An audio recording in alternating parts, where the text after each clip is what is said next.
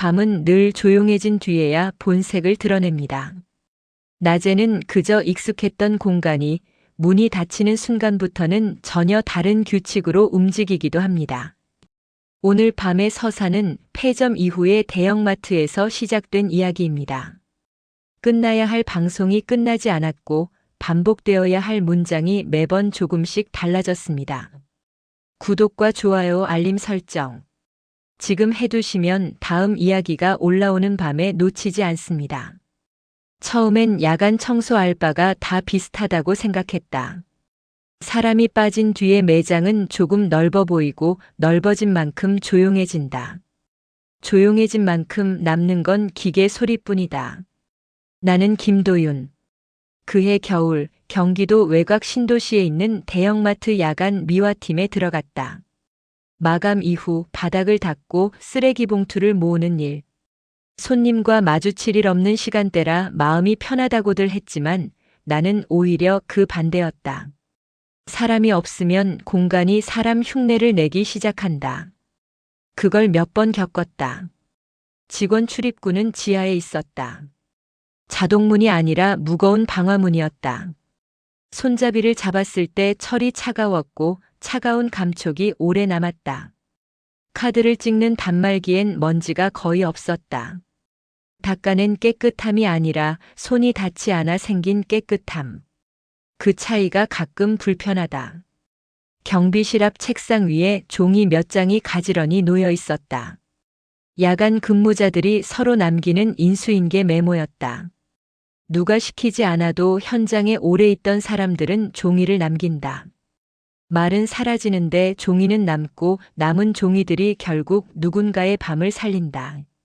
나는 습관처럼 그 종이를 훑었다. 맨 위에 있는 건 공식 서식이 아니었다. A 사용지 한 장에 얇은 줄만 그어놓고 필요한 것만 적어둔 형태였다. 그런데 글씨가 이상하게 단정했다. 급하게 적는 글씨가 아니라 같은 내용을 여러 번 적어본 사람의 글씨였다. 글씨엔 감정이 없었고 대신 반복이 있었다. 내용은 간단했다. 12월 중순 어느 날 1층 계산대 상단 스피커 라인에서 폐점 안내 방송이 끝난 뒤 다시 시작된다는 것. 항상 비슷한 시간대 정확히 1시 42분 전후에 반복된다는 것. 앰프를 리셋하면 잠깐 멀쩡해지다가도 다시 돌아온다는 것. 그리고 한 문장이 남아 있었다. 똑같이 들리는데 끝부분이 미세하게 달라진다. 그 문장이 내 손가락을 잠깐 멈추게 했다. 방송은 녹음 파일이다. 파일이 바뀌지 않으면 문장이 바뀌지 않는다. 그 단순한 상식이 종이 위에서만큼은 통하지 않는다는 느낌. 그런 느낌은 별거 아닌 듯해도 한번 생기면 쉽게 지워지지 않는다. 나는 종이를 내려놓고 출입증을 목에 걸었다. 경비실 안쪽에서 누군가가 짧게 고개를 끄덕이는 걸 봤지만 딱 거기까지였다. 설명은 없었다. 현장에선 설명이 길어지면 되게 좋지 않다. 매장 안은 야간 조명으로만 켜져 있었다. 통로마다 형광등이 한 줄씩 비어 있었고 그 빈줄이 공간을 더 길게 만들었다. 밝지 않은데 어둡지도 않은 상태. 그 중간 조도가 사람의 판단을 흐린다. 뭔가를 제대로 보지 못했는데도 본 것처럼 착각하게 만든다. 청소 장비 창고에서 버킷과 대걸레를 꺼냈다. 물을 받아 세정제를 풀었다. 거품이 얇게 올라왔다가 금방 가라앉았다. 나는 식품관 쪽부터 시작하려고 통로를 걸었다. 이상한 건 바닥이었다. 내가 물을 뿌리기 전인데도 바닥이 이미 얇게 젖어 있었다. 누가 한 번 닦고 지나간 것처럼. 그 물기가 세정제인지 그냥 물인지 구분이 되지 않았다. 사람이 없는데도 공간은 방금 전까지 사용된 느낌을 유지하고 있었다. 그때 안내방송이 나왔다. 폐점 안내방송은 익숙해야 한다. 오늘 영업을 마쳤다는 말. 직원들이 마감 동선을 맞추는 신호. 그런데 그날은 이미 폐점이 끝난 뒤였다. 문은 잠겨 있고 계산대 조명은 꺼져 있었다. 손님이 있을 수 없는 시간이었다. 방송이 한 번 나오는 건 타이머 오류라고 생각할 수 있었다. 문제는 끝난 뒤였다. 방송이 끝나고 잠깐의 정적이 왔다. 그 정적 뒤에 같은 방송이 다시 시작됐다. 간격이 일정했다. 기계가 실수하는 간격이 아니라 기계가 시도하는 간격처럼. 나는 대걸레 손잡이를 쥔 채로 시계를 봤다. 1시 42분. 종이에 적혀 있던 시간이 정확히 그 시간이었다. 그 순간부터는 그냥 오류라고 넘기기 어려워졌다. 이상한 일도 시간이 맞아떨어지면 갑자기 내일이 된다. 방송은 다시 반복됐다. 세 번째. 그리고 그때부터 나는 차이를 듣기 시작했다. 정확히 같은 멘트처럼 들리는데 끝이 조금 흔들렸다. 마지막 단어가 정리되지 않는 느낌. 끝맺음이 어딘가로 흘러가 버리는 느낌. 누군가가 완전히 외우지 못한 문장을 흉내내다 끝에서 멈칫하는 것처럼. 나는 일부러 통로를 옮겼다. 멀어지면 소리가 멀어져야 한다. 그게 정상이다. 그런데 소리는 멀어지지 않았다. 음량이 커진 게 아니었다. 거리감이 사라졌다. 내가 이동하는 만큼 소리의 중심이 같이 이동하는 느낌. 설명하기 어렵지만 계속 내 쪽이었다. 직원 통로로 빠지는 길목, 휴게실 문 옆 투명 파일에 출력물이 끼워져 있었다. 야간 근무자 공지처럼 보였는데 문장이 과하게 딱딱했다. 딱딱한 문장은 대개 누군가가 이미 여러 번 겪었다는 뜻이다. 재발이라는 단어가 여러 번 등장했고 야간 한정 차단 같은 표현도 있었다. 시설팀 점검 요청이 적혀 있었고 스피커 라인 이름이 반복해서 나왔다. 그 아래에는 도장이 찍혀 있었다. 이건 개인 메모가 아니라 내부에서 이미 한 번 문제로 분류한 흔적이었다. 그 사실이 더 불편했다. 개인 메모는 과장일 수도 있지만 내부 공지는 과장이 아니다. 현장은 과장으로 공지를 만들지 않는다. 공지는 책임을 만든다. 휴게실 문은 반쯤 열려 있었다. 안은 정돈돼 있었고 종이컵이 뒤집혀 있었다. 정돈된 공간은 원래 안심을 주는데 그날은 반대로 작용했다. 너무 정돈돼 있어서 사람이 원래 없었던 것처럼 보였다. 방송이 또 반복됐다. 그리고 이번엔 시작 직전에 아주 작은 소리가 먼저 났다. 스피커에서 나는 짧고 마른 소리. 전원이 붙을 때의 접점 같은 소리였다. 자동 재생이라면 굳이 들리지 않아야 하는 종류의 소리. 마치 누군가가 매번 한 번씩 붙였다가 떼는 것처럼. 나는 그 소리를 들은 뒤로 방송을 더 똑바로 듣지 못했다. 문장을 파악하려고 할수록 소리의 방향이 내 쪽으로 맞춰지는 느낌이 커졌다. 그 느낌이 커질수록 나는 숨을 크게 들이쉬지 않게 됐다. 기척을 내고 싶지 않았다. 그때 휴게실 테이블 모서리에 접힌 종이 한 장이 보였다.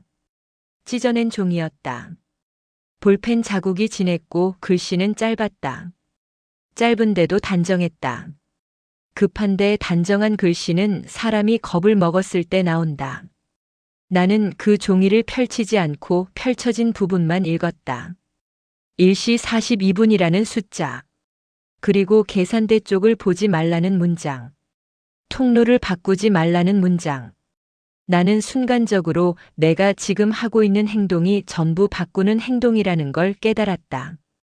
통로를 옮겼고 소리에서 벗어나려 했고 확인하려고 했다. 종이가 말한 건 그 반대였다. 그 사실을 인지한 순간 내가 닦아놓은 바닥 위로 얇은 눌림 자국이 하나 더 생겼다. 발자국처럼 선명하진 않았다. 그저 물기가 눌린 흔적. 그런데 방향이 분명했다. 내 쪽으로 이어지고 있었다. 나는 시선을 계산대 방향으로 옮기지 않았다. 옮기면 다음 단계로 넘어갈 것 같았다. 그런데도 형광등은 통로 끝에서부터 한 칸씩 꺼졌다 켜졌다 하며 순서를 만들기 시작했다. 우연히 깜빡이는 방식이 아니라 길을 내는 방식으로. 그 길이 어디로 이어지는지 나는 이미 알고 있었다. 알고 있는데도 확인하지 않으면 안 될 것 같은 느낌이 들었다. 그리고 그 느낌이 생긴 순간부터 폐점 안내방송은 더 이상 폐점을 말하지 않는 것처럼 들리기 시작했다. 폐점 안내방송이 반복되는 것까지는 아직 참을 수 있었다. 고장난 타이머든 꼬인 스케줄이든 이유는 나중에 붙이면 된다. 문제는 그 다음부터였다. 방송이 더 이상 폐점을 말하지 않는 것처럼 들리기 시작한 순간부터 처음엔 내가 예민해진 줄 알았다. 그 같은 멘트를 여러 번 들으면 뇌가 알아서 다른 문장을 만들어낸다. 사람은 반복에 약하다. 특히 밤에는 더 그렇다. 그런데 이번엔 뇌가 만든 문장이 아니라는 확신이 들었다. 바뀌는 게 의미가 아니라 형태였다. 끝맺음이 매번 조금씩 달랐다. 마치 누군가가 원문을 끝까지 외우지 못해서 마지막을 계속 고쳐 말하는 느낌. 나는 계산대 방향을 보지 않으려고 했다. 그건 휴게실 테이블 위에 접혀있던 종이가 말하던 내용이기도 했다. 1시 42분에 가까워지는 느낌이 들면 통로를 바꾸지 말 것. 그 시간엔 계산대 쪽을 보지 말 것. 이상하게도 그 문장은 명령이라기보다 누군가가 간신히 남긴 습관 같았다. 겪어본 사람만이 아는 요령. 그 요령을 나도 따라야 할 것 같은 기분. 그런데 나는 이미 통로를 바꿔버린 상태였다. 소리에서 멀어지려고 움직였고 그 움직임이 오히려 소리를 나에게 맞췄다. 형광등이 통로 끝에서부터 한 칸씩 꺼졌다 켜졌다. 규칙 없이 깜빡이는 게 아니었다. 순서가 있었다. 하나가 꺼지면 다음 칸이 켜지고 그 다음 칸이 또 꺼졌다. 마치 길을 보여주는 것처럼. 나는 시선을 낮췄다. 계산대를 보지 않기 위해서가 아니라 바닥을 보기 위해서였다. 젖은 바닥은 많은 걸 보여준다. 여기서 누가 지나갔는지, 어디서 멈췄는지, 얼마나 급했는지. 내가 닦아놓은 물기 위로 얇은 눌림 자국이 계속 이어지고 있었다. 선명한 발자국은 아니었다. 신발의 홈도 체중이 실린 모양도 뚜렷하지 않았다. 그저 물기가 눌려 반사가 죽은 흔적.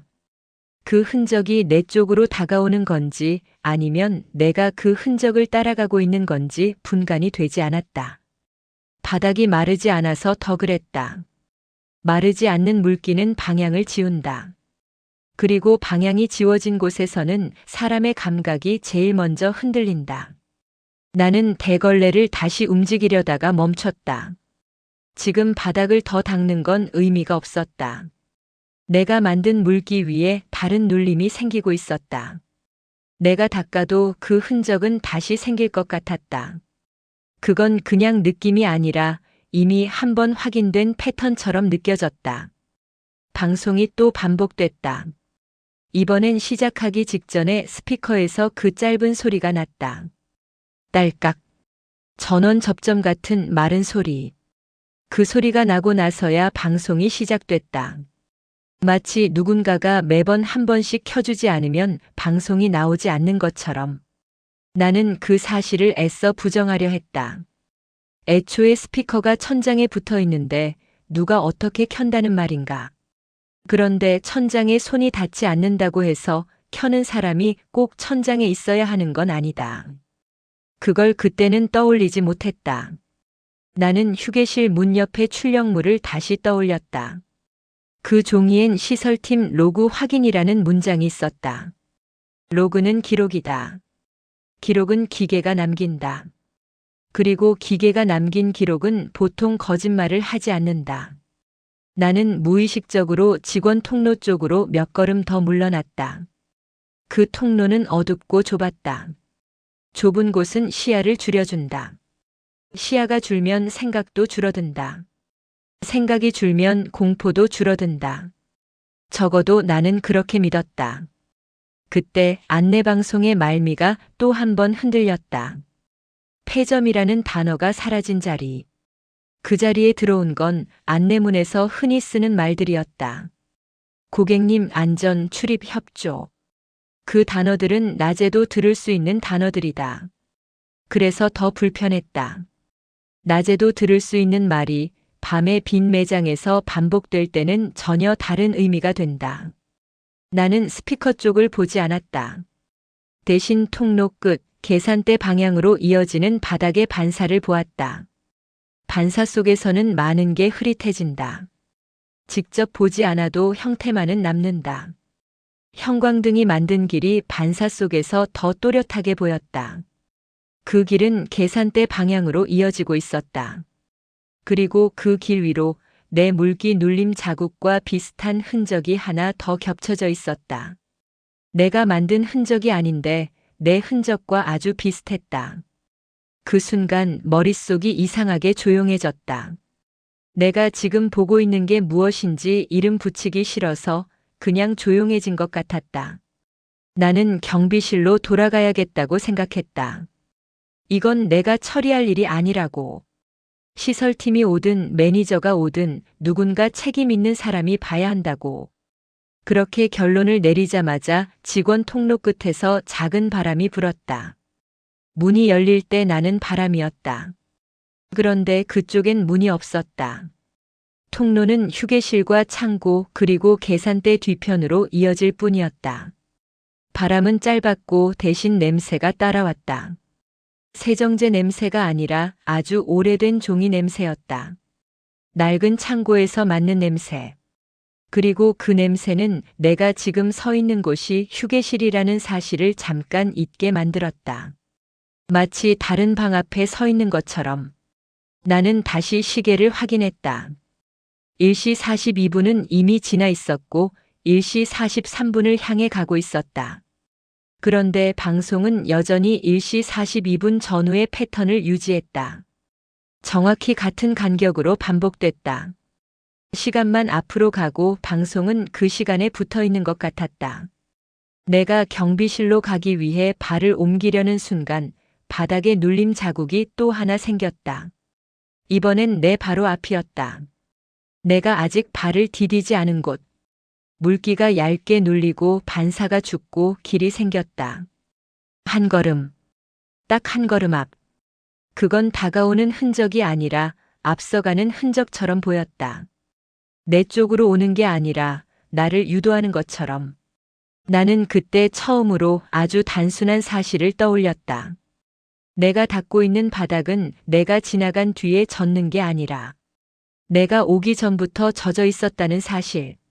누가 먼저 닦았는지, 왜 젖어 있는지 아무도 설명해 주지 않았다.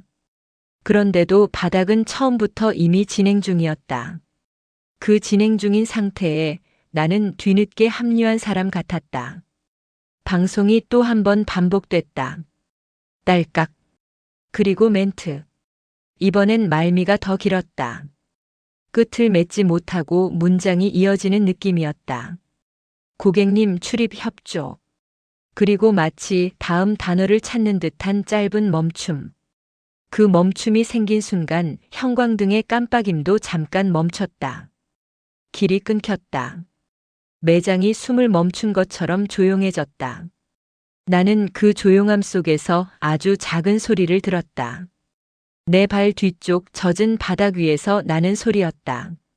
내가 움직이지 않았는데도 물기가 살짝 눌리는 소리. 누군가가 아주 천천히 체중을 옮기는 소리. 나는 고개를 돌리지 않았다. 계산대 쪽을 보지 말라는 문장이 머릿속에 남아 있었고 그 문장을 지키고 싶었다. 지키면 무사할 것 같아서가 아니라 지키지 않는 순간 무슨 일이 일어날지 이미 상상되어 버렸기 때문이었다. 그리고 바로 그때 안내방송이 끝맺음을 찾은 것처럼 들렸다. 문장이 정리되는 느낌이 났다. 마치 오래 헤매던 말이 제자리를 찾은 것처럼. 나는 그 정리된 끝맺음을 듣는 순간 더 이상 경비실로 갈 수 없겠다는 걸 알았다. 내가 발을 옮기면 그 문장이 다시 바뀔 것 같았다. 그리고 그 바뀐 문장이 이번엔 내 쪽을 더 정확히 가리킬 것 같았다. 나는 결국 아주 천천히 계산대 방향으로 한 걸음만 내디뎠다. 바닥에 눌림 자국이 생긴 곳으로. 내가 따라가는 건지 끌려가는 건지 판단하지 않으면서. 그 한 걸음에 맞춰 형광등이 다시 순서를 만들기 시작했다. 길이 다시 살아났다. 그리고 스피커에서 딸깍 소리가 한 번 더 났다. 이번엔 더 이상 멀게 들리지 않았다. 그 소리가 왜 그렇게 가까웠는지 나는 그때는 이해하지 못했다. 나중에야 그날 밤 내가 들었던 딸깍은 스피커에서 난 게 아니라는 걸 알게 됐다. 하지만 그 사실을 깨닫기 전까지는 나는 계산대 쪽을 계속 향하고 있었다. 패전 방송이 끝나지 않는 그 시간 속으로 나는 계산대 쪽으로 한 걸음 내디뎠다. 내가 닦아놓은 물기 위에 새로 생긴 눌림 자국을 밟지 않으려고 아주 조심스럽게 발끝을 옮겼다. 그런데 발끝을 옮기는 순간 바닥의 반사가 한 번 꺼졌다가 켜지는 것처럼 보였다. 눈이 깜빡인 건지 형광등이 깜빡인 건지 분간이 되지 않았다. 형광등의 순서 있는 깜빡임은 계속 이어졌다. 한 칸씩 아주 얇게 길을 만드는 방식으로. 나는 그 길이 계산대 앞을 지나 계산대 뒤편 직원 통로 쪽으로 이어진다는 걸 알아차렸다. 손님 출입문이 아니라 직원들이 지나가는 좁은 길. 낮에는 아무것도 아닌 곳인데 밤에는 그 길이 이상하게 정답처럼 느껴졌다. 안내방송이 다시 시작됐다. 시작 직전에 그 마른 접점 소리. 딸깍. 그리고 멘트가 나왔다. 나는 문장을 끝까지 듣지 않으려고 했다. 끝을 들으면 문장이 나를 겨냥하는 방향을 더 정확히 잡을 것 같았다. 그런데도 귀는 자동으로 마지막을 따라갔다. 사람의 몸은 겁을 먹으면 오히려 확인하려고 한다. 확인하지 않으면 더 큰 걸 상상하게 되기 때문이다. 이번엔 말미가 조금 더 길었다. 폐점이라는 단어가 빠져 있었고 대신 출입과 안전이 남아 있었다. 그리고 아주 짧은 멈춤. 문장이 다음 단어를 고르는 시간. 그 짧은 멈춤이 생기면 매장 전체가 같이 멈추는 것처럼 조용해진다. 냉장고 모터 소리도 환풍기 소리도 한 겹 얇아진 느낌. 그 짧은 멈춤 뒤에 단어 하나가 붙었다. 그 단어가 정확히 무엇이었는지는 지금도 확신할 수 없다. 다만 고객님이 아니었다. 호칭이 달랐다. 호칭이 달라졌다는 건 방송의 대상이 달라졌다는 뜻이다. 나는 시선을 바닥에서 떼지 않았다. 계산대 쪽을 보지 말라는 문장을 떠올렸고 그 문장을 지키는 게 옳다고 믿으려 했다. 그때 내 뒤쪽에서 물기가 아주 얇게 눌리는 소리가 또 났다. 내가 움직이지 않았는데도 아주 작은 체중 이동 같은 소리. 나는 고개를 돌리지 않았다. 돌리는 순간 내가 확인이라는 단계로 넘어갈 것 같았다. 대신 나는 숨을 더 얕게 쉬었다. 호흡이 얕아지면 몸이 조용해진다. 몸이 조용해지면 주변이 더 크게 들린다. 그날은 그게 치명적이었다. 나는 계산대 앞을 지나 직원 통로 쪽으로 들어섰다. 직원 통로는 어둡고 좁았고 좁은 만큼 냄새가 진했다. 세정제 냄새가 아니라 오래된 종이 냄새. 창고에서 맡는 냄새. 이곳이 새 건물이라는 사실이 잠깐 사라질 정도로 낡은 냄새였다. 그 냄새가 날 때마다 나는 불안해졌다. 낡은 냄새는 보통 오래된 것이 있다는 뜻이다. 그리고 오래된 것들은 새 건물에 남아있지 않는다. 원래부터 있던 뭔가가 같이 들어왔다는 뜻이 된다. 직원 통로 끝에는 작은 문이 있었다. 방송 앰프실로 통하는 문인지 전산실인지 알 수 없는 형태. 문 손잡이는 반질반질했고 누군가 자주 만진 흔적이 있었다. 문 옆 벽면에는 작은 스위치 박스가 붙어 있었다. 전기 차단 스위치처럼 보였는데 이름표가 붙어 있어야 할 자리에 테이프 자국만 남아 있었다. 나는 그 앞에서 멈췄다. 테이프 자국은 오래된 표시였다. 표시가 떨어졌는데도 그대로 방치됐다는 뜻. 누군가가 일부러 떼어낸 건지 그냥 떨어진 건지 알 수 없었다. 그런데 그 알 수 없음이 쌓이면 사람은 항상 나쁜 쪽으로 생각한다. 안내방송이 또 반복됐다. 이번엔 멀리서 들리지 않았다. 가까운 곳에서 들리는 느낌이었다. 스피커가 내 머리 위에 있는 게 아니라 내 바로 옆벽에서 울리는 느낌. 나는 벽에 붙은 작은 스위치 박스를 바라봤다. 박스를 열지 않았는데도 안쪽에서 전기가 살아있는 듯한 기운이 느껴졌다. 당연히 착각이다. 하지만 착각이 계속되면 그건 환경이 사람을 그렇게 느끼게 만드는 방식이 된다. 나는 휴대폰을 꺼냈다. 경비실 번호를 눌러야겠다고 생각했다. 그건 내가 할 수 있는 가장 현실적인 행동이었다. 내가 지금 겪는 게 무엇이든 누군가에게 알리면 현장으로 바뀐다. 현장이 되면 내 혼자만의 밤이 아니게 된다. 통화 버튼을 눌렀다. 연결음이 나야 했다. 그런데 화면은 잠깐 멈췄고 바로 통화 종료로 넘어갔다. 통화 시간이 0초로 찍혔다. 나는 다시 눌렀다. 다시 0초. 내가 번호를 잘못 눌렀나 확인했다. 번호는 맞았다. 손이 떨려서가 아니라 화면이 너무 깔끔해서 더 불안했다. 깨끗하게 실패하는 통화는 기계가 이미 결론을 내렸다는 느낌을 준다. 그때 안내방송이 또 한 번 반복됐다. 이번엔 시작 직전에 딸깍 소리가 2번 났다. 하나 그리고 아주 짧은 간격 뒤에 또 하나. 마치 무언가가 확실히 연결되었는지 확인하는 것처럼. 나는 통화를 포기하고 휴대폰 메모장을 켰다. 사람은 불안해지면 기록을 한다. 기록을 하면 나중에 설명할 수 있을 것 같아진다. 설명할 수 있을 것 같으면 지금의 공포가 조금 줄어든다. 나는 시간부터 적었다. 1시 42분. 그리고 방송 반복이라고 적으려다가 멈췄다. 반복이라는 단어는 너무 약했다. 반복이 아니라 나를 따라오는 느낌이었으니까. 메모장에는 결국 이렇게 남았다. 방송이 내 위치에 맞춰 들린다. 형광등이 순서 있게 길을 만든다. 바닥에 눌림 자국이 생긴다. 통화가 0초로 끊긴다. 나는 그 네 줄을 보고도 그게 나를 보호해주지 못한다는 걸 알았다. 보호해주지 못하는 기록은 나중에 누군가에게 증거가 된다. 증거가 된다는 건 그 일이 끝나지 않는다는 뜻이다. 나는 벽에 붙은 스위치 박스로 손을 뻗었다. 열어서 끄면 될지도 모른다고 아주 단순하게 생각했다. 단순하게 생각하지 않으면 손이 움직이지 않을 것 같았다. 손끝이 박스 덮개에 닿는 순간 뒤에서 또 물기 눌림 소리가 났다. 이번엔 더 가까웠다.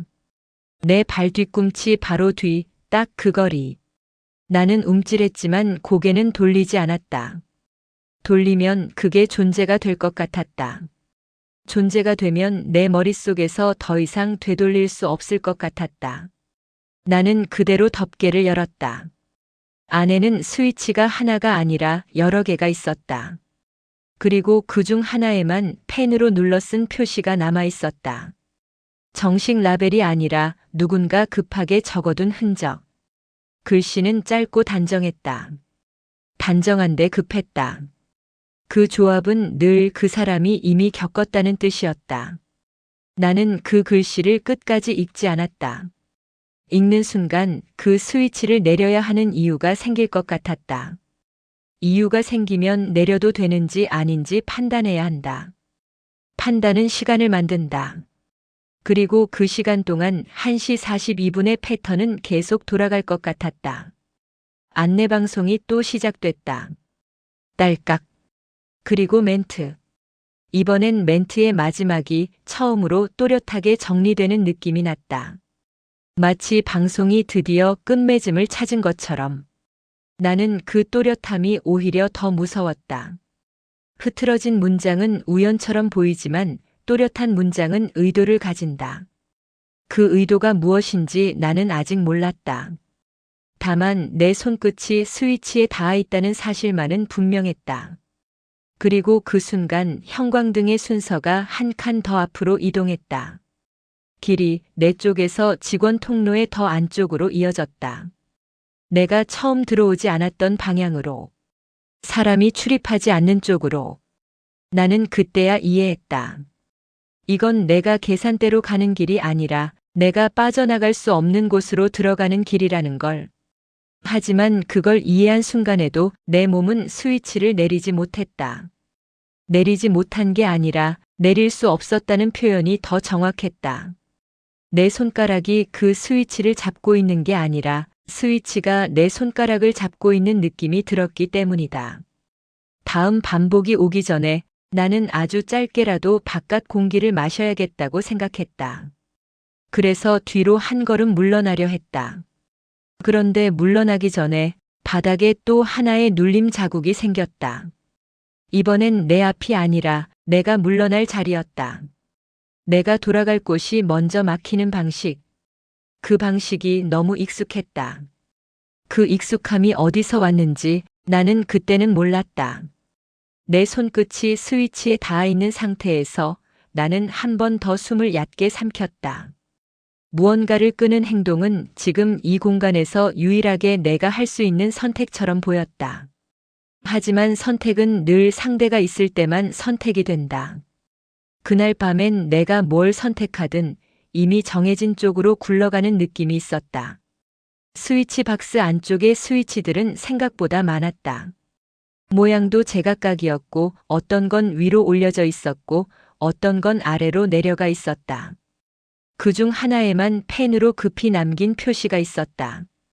정식 라벨이 아니라 누군가가 대충이라도 구분하려고 찍어둔 흔적. 그 흔적은 짧았고 단정했다. 단정한 글씨는 대개 같은 행동을 여러 번 반복한 사람에게서 나온다. 나는 그 표시가 무엇을 뜻하는지 판단하려 하지 않았다. 판단하는 순간 그 스위치를 내려야 하는 이유가 생기고 이유가 생기면 내려도 되는지 아닌지 내려야 하는지 아닌지 내가 감당할 수 있는지 없는지까지 같이 따라온다. 안내방송이 또 반복됐다. 딸깍. 그리고 멘트. 그 멘트는 이제 폐점과 아무 상관이 없었다. 문장 안에 출입이라는 단어가 더 자주 붙었고 협조라는 단어가 길게 늘어졌다. 낮에라면 아무렇지 않은 말인데 밤의 빈 매장에서는 그 말이 낯설게 들렸다. 협조라는 말이 부탁이 아니라 지시처럼 들릴 때가 있다. 그날은 그랬다. 나는 스위치를 내리지 못한 채 손을 아주 조금만 뒤로 뺐다. 스위치에서 손끝을 떼는 것만으로도 몸이 가벼워질 줄 알았다. 그런데 가벼워지지 않았다. 가벼워지기는커녕 오히려 손끝이 더 단단해진 느낌이 들었다. 마치 내 손끝이 뭔가에 들러붙어 있는 것처럼. 그때 바닥에서 물기가 눌리는 소리가 다시 났다. 내 바로 뒤. 조금 전보다 더 확실하게. 체중이 실릴 때 나는 아주 얇은 소리였다. 나는 고개를 돌리지 않았다. 돌리지 않는 게 안전해서가 아니라 돌리는 순간 내가 봐야 할 것까지 보게 될까봐 그랬다. 사람은 어떤 순간 모른 척을 선택한다. 모른 척하면 적어도 지금의 현실을 유지할 수 있으니까. 형광등의 깜빡임이 잠깐 멈췄다. 순서가 끊기고 매장은 한 번 숨을 고르는 것처럼 조용해졌다. 그 조용함 속에서 냉장고 모터 소리만 더 낮게 남았다. 낮은 소리는 공간의 바닥을 만든다. 그 바닥이 단단해지면 위에 올라오는 모든 소리가 더 또렷해진다. 그때였다. 스위치 박스 안쪽 금속판 어딘가에서 아주 미세한 떨림이 느껴졌다. 전기가 흐르는 진동 같은 것. 손끝이 아니라 손바닥으로 느껴지는 진동. 그리고 그 진동 위로 딸깍 소리가 한 번 더 났다. 그 소리는 스피커에서 난 것처럼 들리지 않았다. 소리가 내 귀에 꽂히는 방향이 달랐다. 위에서 내려오는 소리가 아니라 옆에서 밀려오는 소리. 나는 그제야 내가 그동안 딸깍 소리를 스피커에서 난다고 믿고 있었다는 걸 알아차렸다. 믿고 있었기 때문에 그렇게 들렸던 것이다. 매장 전체를 통제하는 건 스피커일 수 있다. 하지만 스피커는 신호를 내보낼 뿐이다. 무언가를 켜고 끄는 건 보통 다른 쪽이다. 내 시선이 무의식적으로 스위치 박스로 돌아갔다. 덮개 안쪽의 금속이 아주 미세하게 흔들리고 있었다. 흔들린다는 표현이 맞는지 모르겠지만 아무튼 살아있는 느낌이 있었다. 사람이 아닌 것에도 살아있다는 표현을 쓰게 되는 순간이 있다. 그 순간은 보통 더 이상 설명이 통하지 않을 때 온다. 나는 경비실로 다시 전화해 보려 했지만 화면이 또 멈췄다. 통화 연결은 여전히 0초로 끝났다. 번호를 잘못 누른 게 아니었다. 이상하게도 정확히 실패했다. 정확히 실패하는 기계는 이미 조건을 알고 있는 기계처럼 보인다. 나는 휴대폰을 주머니에 넣었다. 기계를 믿는 방식으로는 지금을 해결할 수 없다는 걸 인정한 셈이었다. 그 인정이 들어가는 순간 공포는 더 단단해진다. 희망이 사라지면 감각이 또렷해지니까. 나는 바닥을 다시 봤다.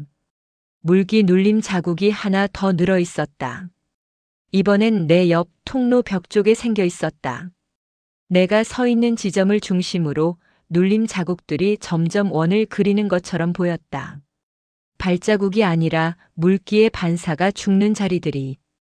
그 자리들이 내가 갈 수 있는 방향을 하나씩 지워내는 느낌이었다. 그때 직원 통로 끝에 작은 문이 아주 미세하게 흔들렸다. 바람 때문인지 진동 때문인지 알 수 없었다. 하지만 문 손잡이의 반짝임이 눈에 들어왔다. 누군가가 자주 만졌다는 흔적.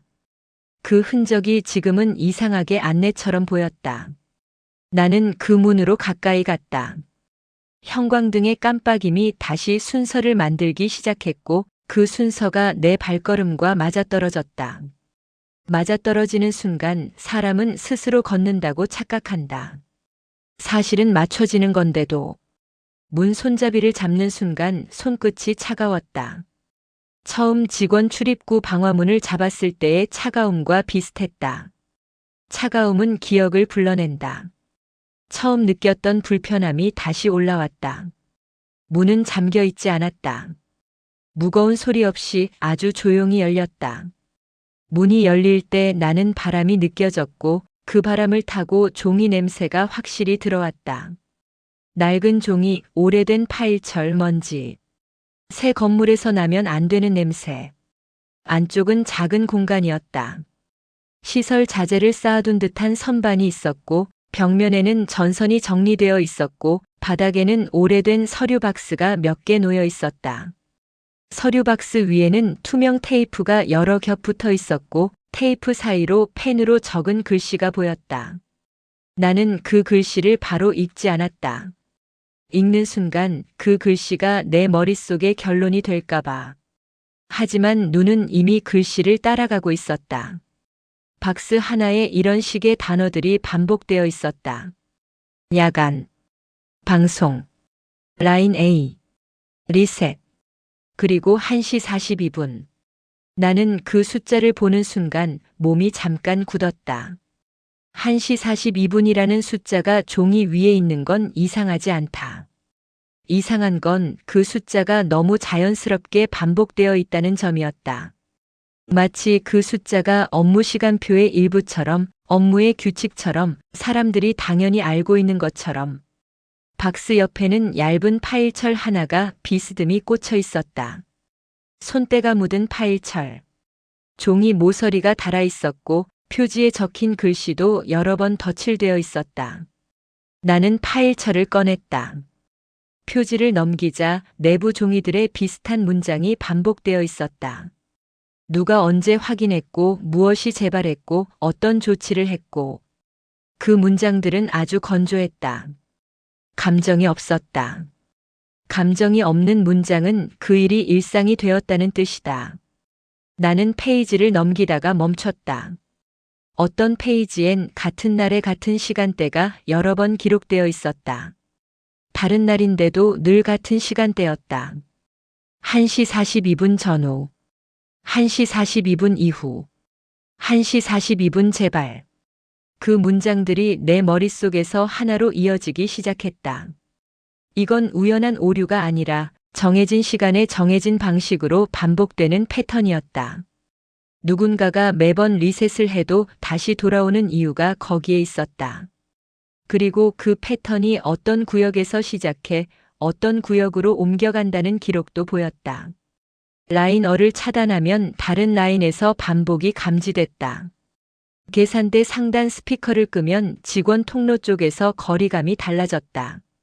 방송이 사라지는 게 아니라 위치를 바꾸는 느낌. 종이의 문장들은 그것을 아주 담담하게 적고 있었다. 그 페이지의 여백에는 짧은 필기 메모가 있었다. 필기 메모는 인쇄된 문장보다 더 무섭다. 인쇄는 회사의 말이고 필기는 개인의 말이다. 개인의 말은 보통 겪고 나서야 나온다. 필기된 내용은 이런 방향이었다. 1시 42분에만 건드리지 말 것.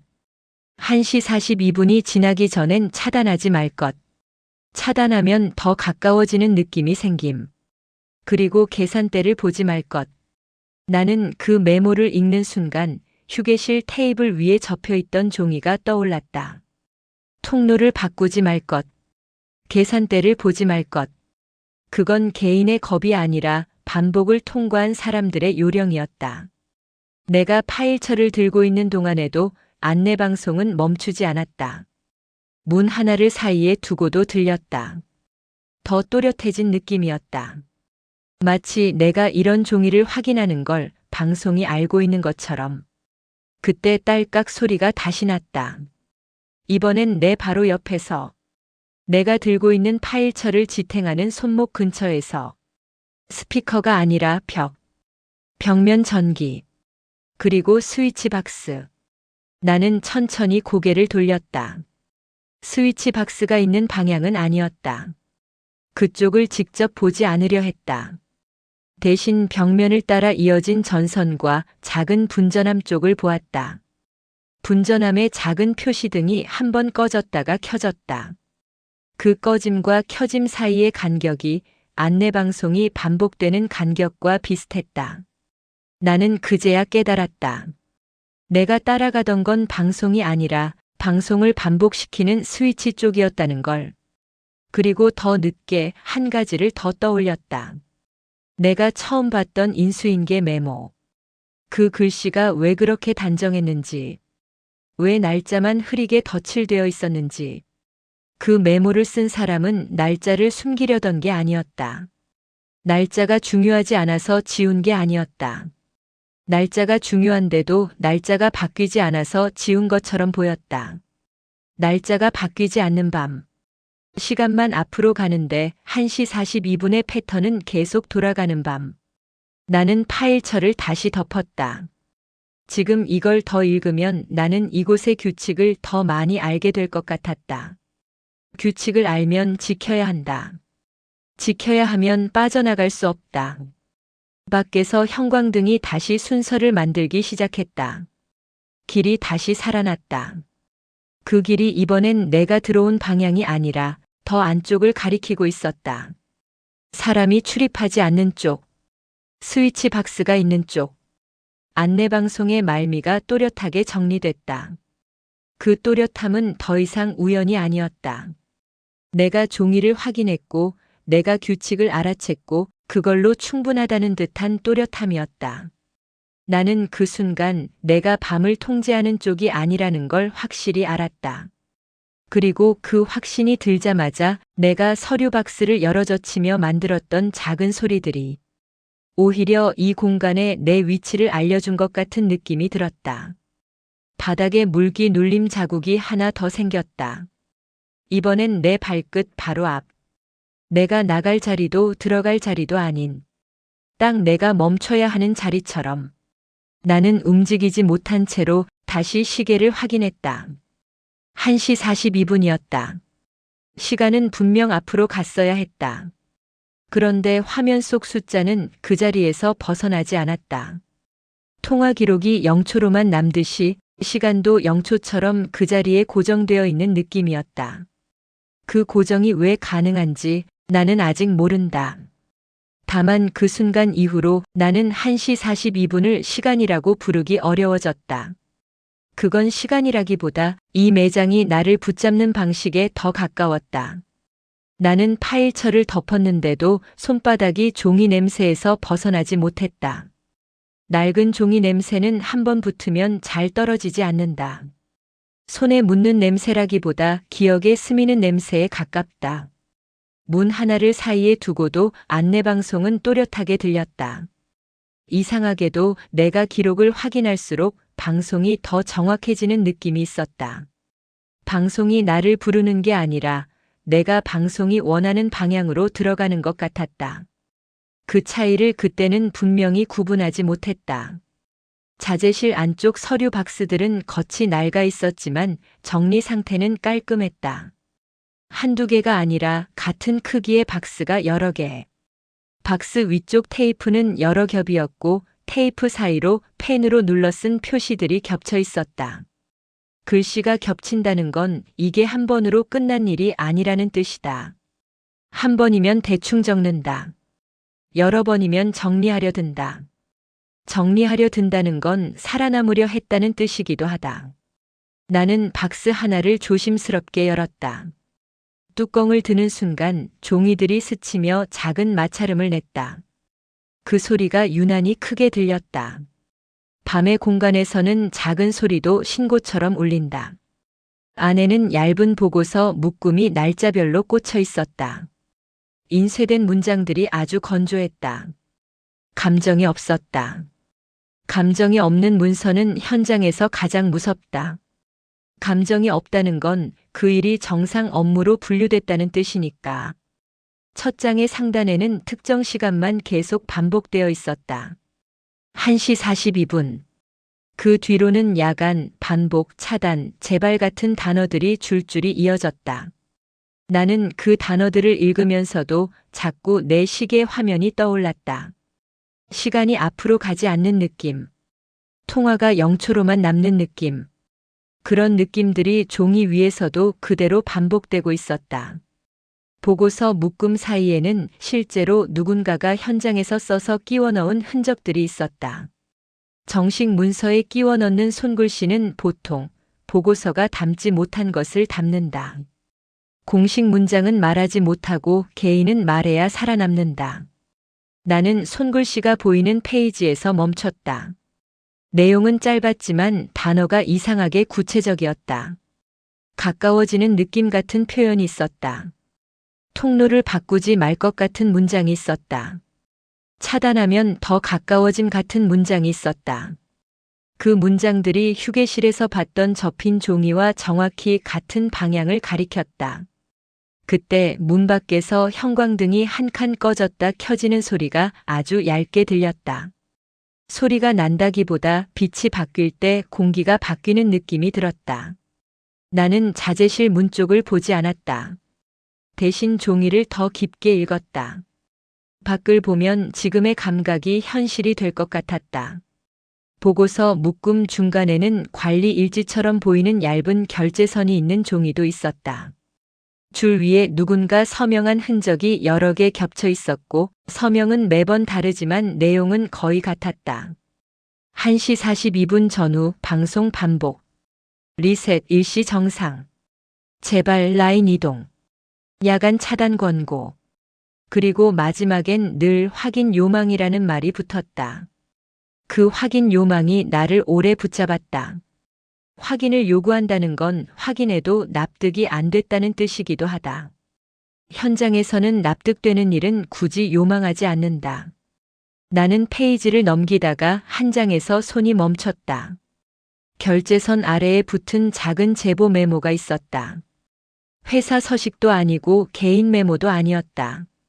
어딘가에서 떼어낸 종이를 보고서 위에 붙이고 급하게 덧적은 형태. 그게 더 실제 같았다.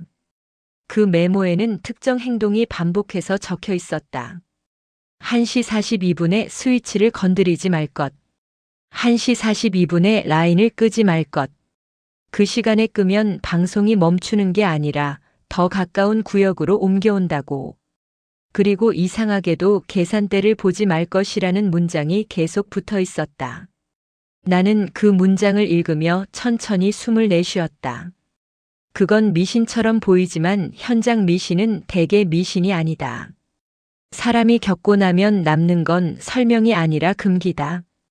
박스 안쪽 깊은 곳에는 신고 기록처럼 보이는 출력물이 몇 장 섞여 있었다. 외부 기관에 제출하는 정식 양식은 아니었지만 보안팀에서 남기는 형태에 가까웠다. 시간이 적혀 있었고 조치 내용이 적혀 있었고 현장 확인이 반복되어 있었다. 나는 그 출력물들에서 공통된 문장을 발견했다. 매장 내 외부인 확인 불가. 출입문 잠금 정상. 직원 출입 기록 정상. 그런데도 이상 징후가 반복된다고 적혀 있었다. 그 이상 징후 항목 아래에 아주 작은 글씨로 한 문장이 덧붙어 있었다. 매번 같은 표현이었다. 바닥에 물기 흔적이 기록된 동선과 일치하지 않음. 나는 그 문장을 읽고 등골 쪽이 식었다. 내가 보았던 눌림 자국. 선명한 발자국이 아니라 반사가 죽는 자리들. 그게 내 혼자만의 착각이 아니었다는 뜻이 됐다. 나는 자재실 바닥을 내려다봤다. 내가 들어오면서 만든 물기 반사가 얇게 남아 있었다. 그 위에는 아직 내 발이 닿지 않은 부분도 있었다. 그런데도 반사가 죽은 자리가 하나 있었다. 아주 작게, 아주 얇게. 방금 생겼는지 오래된 건지 구분할 수 없을 정도로. 나는 시계를 확인했다. 여전히 1시 42분이었다. 분명 시간이 흘렀다고 느끼는데 화면은 그 자리에 붙어 있었다. 화면만 그런 건지 내가 그런 건지 판단이 서지 않았다. 밖에서 안내방송이 다시 시작됐다. 딸깍. 그리고 멘트. 이제는 그 딸깍이 스피커가 아니라는 걸 알고 있었다. 그 사실을 알자 소리가 더 가까워졌다. 가까워졌다는 건 내가 그 소리의 원인 쪽으로 들어와 있다는 뜻이다. 자재실 벽면을 따라 전선이 분전함으로 이어져 있었다. 작은 표시등이 가끔씩 아주 미세하게 꺼졌다 켜졌다 했다. 그 간격이 안내방송의 반복 간격과 닮아 있었다. 닮았다는 사실 하나만으로도 머릿속에서 연결이 생겼다. 방송은 말이 아니라 전기에서 시작된다는 연결. 그리고 그 전기가 1시 42분에만 똑같이 움직인다는 연결. 나는 파일처를 다시 들춰 가장 최근 날짜 쪽을 찾아봤다. 종이 모서리가 덜 다른 페이지. 마지막에 꽂힌 보고서. 거기에는 야간 신규 인력 투입이라는 문장이 보였다. 대응 방안처럼 적힌 줄이었다. 그 줄 아래에 이름이 하나 적혀 있었다. 내 이름이었다. 김도윤. 나는 한참 그 글씨를 쳐다봤다. 동명이인일 수도 있다. 현장에는 흔한 이름도 많다. 하지만 이상한 건 이름 옆에 적힌 설명이 너무 구체적이었다는 점이다. 나이대, 입사 형태, 야간 미화, 첫 배치.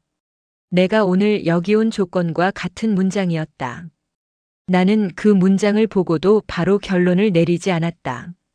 결론을 내리는 순간 이 기록이 내 과거가 되어버릴까봐. 과거가 되면 오늘은 반복이 된다. 반복이 되면 나는 지금 여기서 빠져나갈 수 없다. 밖에서 형광등의 순서가 다시 움직였다. 한 칸씩 아주 얇게 길을 만들었다. 그 길이 이번엔 자재실 문 앞으로 다가오는 느낌이 들었다. 느낌이라는 단어가 약하다고 생각할 만큼 공기의 밀도가 바뀌었다. 나는 자재실 문틈 아래를 봤다. 바닥의 반사가 문 바깥쪽에서 한 번 죽었다가 살아났다. 눌림 자국이 생긴 자리였다. 그 자리는 내 발 앞이 아니었다. 문 앞이었다. 마치 누군가가 문 앞에서 멈췄다가 다시 한 걸음 옮긴 것처럼. 안내방송이 또 시작됐다. 이번엔 말미가 더 또렷했다. 또렷하다는 건 문장이 끝을 찾았다는 뜻이다. 끝을 찾았다는 건 대상을 찾았다는 뜻이기도 하다. 나는 서류 박스를 닫으려다 멈췄다. 닫으면 내가 본 것들이 사라지지 않는다. 사라지지 않는다는 걸 알면서도 닫고 싶었다. 기록을 덮으면 현실도 덮일 것 같은 착각이 들기 때문이다. 그 착각을 깨트리는 건 언제나 아주 작은 소리다. 그날 밤엔 딸깍이었다. 그리고 그 딸깍은 이제 분명히 문 바깥에서 났다. 스피커도 아니고 내 손도 아니고 전기실 벽면 어딘가에서. 나는 천천히 숨을 들이쉬고 자재실 문 쪽으로 시선을 올렸다. 문은 열려 있었고 통로는 어두웠다. 형광등의 순서는 통로 바닥에 얇은 빛의 칸을 만들고 있었다. 그 칸들이 마치 나오라고 말하는 것처럼 보였다. 내가 지금 밖으로 나가면 내가 보고서에서 읽은 문장들이 내 몸으로 확인될 것 같았다. 1시 42분에 스위치를 건드리지 말 것. 그 시간에 차단하지 말 것. 계산대를 보지 말 것. 통로를 바꾸지 말 것. 나는 이미 대부분을 어겨버렸다는 걸 알고 있었다. 그걸 아는 순간 기록이 더 이상 안내가 아니라 판결처럼 느껴졌다. 나는 결국 자재실 문턱까지 한 걸음 나갔다. 그리고 그 한 걸음에 맞춰 바닥의 반사가 내 발끝 앞에서 한 번 더 죽었다. 내가 닿지도 않은 자리에서 눌림 자국이 먼저 생겼다. 그게 무엇을 의미하는지 나는 아직 이름 붙이지 못했다. 이름을 붙이는 순간 그게 존재가 될 것 같아서. 다만 확실한 건 하나였다. 이 매장은 1시 42분을 단순한 시간이 아니라 움직이는 방식으로 쓰고 있었다. 그리고 그 방식은 이제 내 앞이 아니라 내 뒤를 먼저 바꾸고 있었다. 자재실 문턱을 넘는 순간 바닥의 반사가 먼저 죽었다. 내 발이 닿지도 않은 자리였다. 물기 눌림 자국이 미리 생겼고 나는 그 자국을 피해 걷는 쪽을 선택할 수 없었다. 피하면 또 다른 자국이 생길 것 같았기 때문이다. 그건 직감이라기보다 이미 몇 번 확인한 규칙처럼 느껴졌다. 직원 통로는 생각보다 길었다. 낮에는 단순히 계산대 뒤편을 가로지르는 통로인데 밤에는 길이가 달라 보였다. 형광등이 한 칸씩 비어있는 야간 조명 아래에서 빈칸이 공간을 늘렸다. 늘어난 공간은 언제나 사람의 판단을 늦춘다. 형광등이 또 순서 있게 깜빡였다. 이번엔 내가 걷는 속도와 맞아떨어졌다. 한 칸이 꺼졌다 켜질 때마다 다음 칸이 준비하는 느낌. 길이 나를 기다리는 게 아니라 내가 길에 맞춰지는 느낌. 내가 뒤를 돌아보지 않는 동안에도 통로 뒤쪽에서 물기가 눌리는 소리는 계속 들렸다. 아주 얇게. 마치 체중을 옮기는 연습을 하는 것처럼. 나는 끝내 고개를 돌리지 않았다. 돌리는 순간 내가 확인이라는 행동을 해버릴까봐. 확인이라는 행동은 이 공간에선 늘 대가가 붙었다. 안내방송은 멈추지 않았다. 이제는 폐점이라는 단어가 완전히 사라졌고 대신 안내문 같은 문장만 남았다. 출입, 안전, 협조. 그 단어들이 반복될수록 매장은 손님을 상대로 말하는 게 아니라 누군가를 통제하는 방식으로 말하고 있는 것처럼 들렸다. 그 통제의 대상이 누구인지 나는 계속 모른 척했다. 나는 주머니 속 휴대폰을 꺼냈다. 화면을 켜자마자 시간이 눈에 들어왔다. 1시 42분. 아까도 그랬고 지금도 그랬다. 분명히 몇 분은 지난 느낌인데 화면은 그 자리에서 움직이지 않았다. 배터리는 줄어들고 있었다. 기계는 소모되는데 시간만 고정되어 있었다. 나는 무의식적으로 화면을 한 번 더 쓸었다. 혹시 내가 설정을 잘못 본 건가 싶어서. 그런데 화면 상단에 작은 문구가 떠 있었다. 통신 불가. 평소라면 가끔 뜨고 사라지는 문구인데 그날은 사라지지 않았다. 사라지지 않는 문구는 환경이 결론을 내린 것처럼 보인다. 나는 다시 자재실 쪽을 향해 걸음을 옮겼다. 밖으로 나가야겠다는 생각이었는데 내 몸은 자재실 쪽으로 갔다. 그게 제일 안전할 것 같아서가 아니라 내가 가진 정보가 거기에 더 있었기 때문이다. 사람은 위험할수록 더 많은 근거를 찾으려 한다. 근거가 있으면 이게 현상이 되고 현상이 되면 어떻게든 설명할 수 있을 것 같아서. 자재실 안으로 들어가려는 순간 통로 벽 쪽 전기 박스에서 딸깍 소리가 났다. 이번엔 분명히 스피커가 아니었다. 바로 옆 벽. 금속 안쪽에서 나는 접점 소리. 그리고 그 소리와 동시에 통로 형광등의 순서가 한 칸 더 이동했다. 빛의 칸이 내 발끝을 넘어 자재실 입구를 가리켰다. 내가 어디로 가야 하는지 알려주는 게 아니라 내가 어디에 있어야 하는지 고정하는 방식이었다. 나는 자재실 안으로 들어가 서류 박스들을 다시 봤다. 박스들은 정리돼 있었고 누군가가 손을 댄 흔적은 없었다. 그런데 방금 전까지 없었던 것 같은 얇은 종이 한 장이 박스 위에 올라와 있었다. 정말로 방금 생긴 건지 내가 못 본 건지 확신할 수 없었다. 확신할 수 없다는 게 가장 불편했다. 나는 그 종이를 들었다. 특별한 양식은 아니었다. 누군가가 프린터로 뽑아 급하게 끼워 넣는 종류의 종이.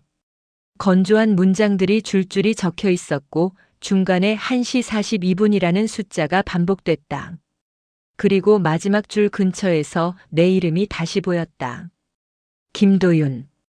그 이름 옆에는 신규 인력 같은 말이 붙어 있었다. 그 문장을 읽는 순간 나는 아까 봤던 기록이 단순히 예정이 아니라는 느낌을 받았다. 예정은 보통 한 번만 적는다. 하지만 이건 여러 번 적혀 있었다. 여러 번 적힌 예정은 예정이 아니라 반복이다. 나는 그 종이를 내려놓고 박스 안쪽에서 가장 닳지 않은 페이지를 다시 찾았다. 손때가 덜 묻은 가장 최근. 그 페이지 여백에는 짧은 필기 메모가 있었다. 정식 문장보다 훨씬 짧고 훨씬 단단한 말. 1시 42분에 차단하지 말 것. 차단하면 가까워짐. 계산대를 보지 말 것. 이미 알고 있던 문장이었다. 휴게실에서 봤던 종이, 관리 일지의 여백, 제보 메모. 모두 같은 방향을 가리키고 있었다. 그런데 그 페이지에서만 유독 이상한 게 하나 있었다. 필기체가 낯익었다. 나는 평소에 필기를 잘하지 않는다.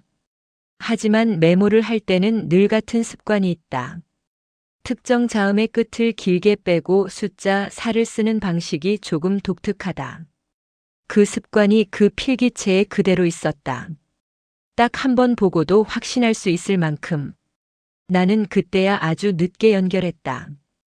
경비실 책상 위에 있던 인수인계 메모의 글씨가 왜 그렇게 단정했는지, 휴게실에 접혀있던 종이가 왜 짧고 단정했는지, 박스 속 필기가 왜 반복될수록 더 단단해졌는지. 그 글씨가 내 글씨였다. 설명할 수 없었다. 그냥 그렇게 보였다. 낯설지 않은 글씨. 내 손이 쓰던 방식. 내가 적어야만 나오는 꺾임. 나는 본능적으로 그 종이들에서 날짜를 찾으려 했다. 하지만 날짜는 이상하게 흐릿했다. 지워진 게 아니라 덧칠된 느낌. 날짜만 지우는 사람은 보통 날짜가 의미 없어서 지우지 않는다. 날짜가 너무 중요해서 날짜가 바뀌지 않아서 지운다. 그 생각이 들어가는 순간 자재실 밖에서 형광등 순서가 멈췄다. 멈추는 순간은 항상 위험했다. 멈추면 다음이 나온다. 다음은 보통 더 또렷해진다. 안내방송이 시작되기 전 딸깍 소리가 또 났다. 이번엔 2번. 하나 그리고 아주 짧은 간격 뒤에 또 하나. 확인하는 소리 같았다. 연결이 됐는지 확인하고 다시 한번 확인하는 소리.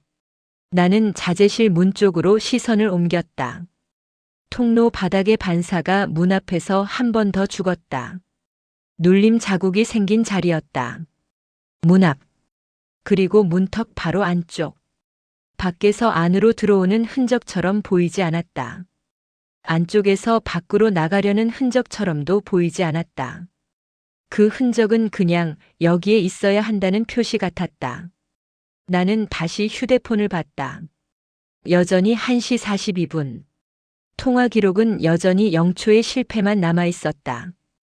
그런데 화면에 알림 하나가 떠 있었다. 부재중 전화. 발신자 표시가 이상했다. 번호가 아니라 내가 저장해둔 이름처럼 보였다. 김도윤. 내 번호로 나에게 걸려온 전화가 나에게서 왔다고 표시되는 형태였다. 이런 오류는 가끔 있을 수 있다. 하지만 그날 밤엔 가끔이라는 단어가 작동하지 않았다. 가끔이라면 시간이 흘러야 한다. 그런데 시간은 1시 42분에 붙어 있었다. 나는 통화 기록을 열어보려 했지만 화면이 한번 멈췄다. 그리고 멈춘 화면 위로 안내방송의 말미가 더 또렷하게 들려왔다. 그 또렷함은 이제 우연이 아니었다. 대상이 잡혔다는 또렷함이었다. 나는 자재실 문턱에 다시 섰다. 나가면 안 되는 이유는 충분했다. 남아야 하는 이유도 충분했다. 둘 중 무엇이 더 위험한지 판단하는 순간부터 내 몸은 움직이지 않았다. 통로 형광등이 다시 순서를 만들었다. 빛의 칸들이 자재실 바닥 쪽으로 한 칸씩 들어오는 것처럼 보였다. 빛이 안으로 들어오면 안이 받게 된다. 그 경계가 무너지는 순간 사람은 어디에도 숨을 곳이 없다. 나는 마지막으로 내 발끝 앞 바닥을 봤다. 반사가 또 한 번 죽었다. 내가 닿기도 전에 눌림 자국이 먼저 생겼다. 그리고 그 눌림 자국은 내 쪽이 아니라 내 뒤쪽으로 이어지는 형태였다. 그게 의미하는 걸 나는 바로 이해하지 못했다. 하지만 아주 늦게 한 가지는 분명해졌다. 이 매장은 1시 42분을 시간으로 쓰는 게 아니라 사람을 옮기는 방식으로 쓰고 있었다는 것. 내 뒤쪽에서 아주 얇게 물기가 눌리는 소리가 났다. 이번엔 더 이상 작지 않았다. 움직임이 가까웠다. 나는 고개를 돌리지 않았다. 나는 그날 끝내 고개를 돌리지 않았다. 돌리는 순간부터는 내가 보고 있는 게 이상 징후가 아니라 규칙이 될 것 같았다. 자재실 문턱 앞 바닥의 반사는 계속 죽었다가 살아났다. 내가 닿기도 전에 눌림 자국이 먼저 생겼고 그 자국은 내 앞이 아니라 내 뒤로 이어졌다. 돌아갈 길부터 지워지는 느낌이었다. 휴대폰 화면은 몇 번을 껐다 켜도 1시 42분에서 벗어나지 않았다. 통화 기록은 0초로만 남았다. 그리고 부재중 알림에는 내 이름이 떠 있었다. 김도윤.